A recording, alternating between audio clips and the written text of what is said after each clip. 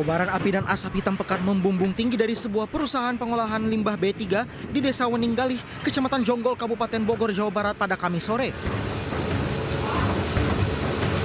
Banyaknya zat kimia dan bahan mudah terbakar membuat api dengan cepat membesar dan menimbulkan ledakan.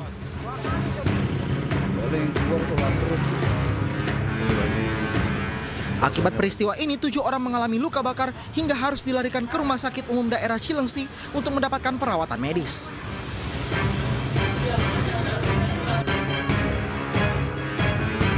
Saat ini kita belum terrealisasi untuk penyebabnya karena belum ada penanganan dari instansi terkait.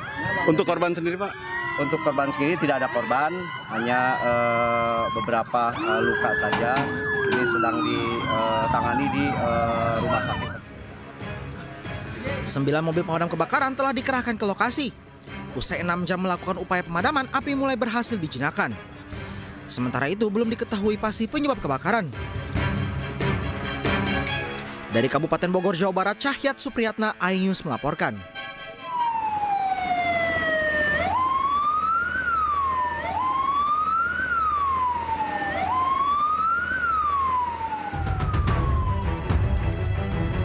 Gudang tempat penyimpanan tiner di kawasan Pangkalan Truk Genduk Sari, Semarang ludes terbakar pada Kamis sore.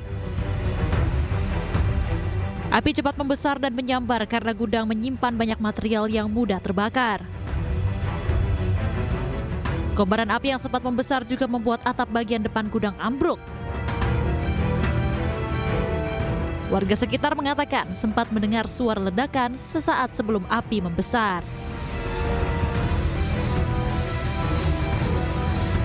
Tiner ya? Iya, ada tinernya, ya. Sempat ada ledakan, Bu? Ada. Berapa kali? Berapa kali? 2 kali, 3 kali aja.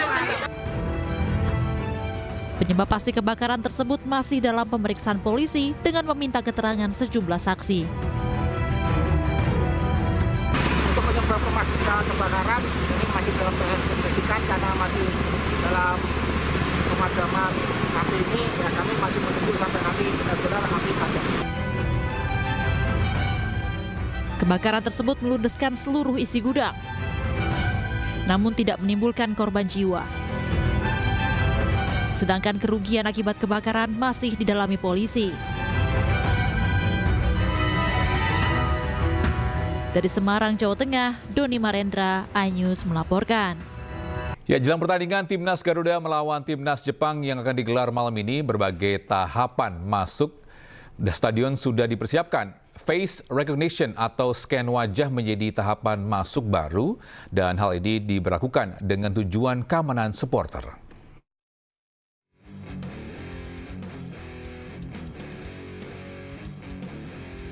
Tahapan menonton setiap laga sepak bola di tanah air, khususnya di Stadion Utama Gelora Bung Karno, Jakarta, akan melalui beberapa proses yang baru. Tidak akan hanya sebatas menggunakan Garuda ID saat pembelian tiket. Pasalnya saat hendak masuk Stadion GBK akan ada proses scan wajah atau face recognition yang diklaim tidak akan mengalami gangguan sinyal sehingga berdampak pada antrean supporter masuk stadion.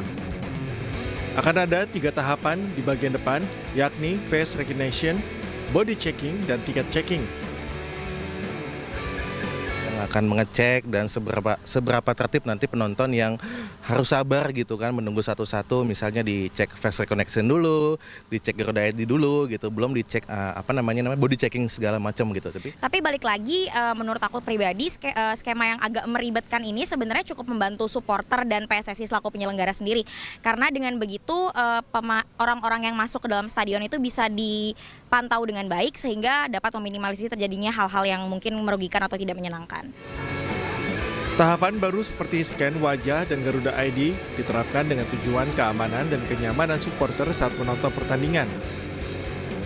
Para supporter diharapkan dapat memahami kebijakan ini dan datang lebih cepat agar menghindari antrian yang panjang. Setiap ada yang bikin hal-hal yang tidak baik, itu akan terpantau dan orangnya langsung bisa kita ketahui nama dan alamatnya. Ya, kenapa? Tujuannya apa? Ya apa boleh buat yang paling sederhana lah, kalau misalnya merokok lah di dalam dan sebagainya, bisa nanti pada saat berikutnya dia akan di blacklist, nggak bisa lagi nonton.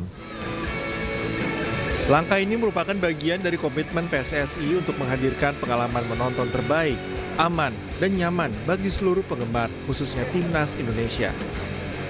Dari Jakarta, Jessica Winoto, Dimas Winardi, iNews melaporkan.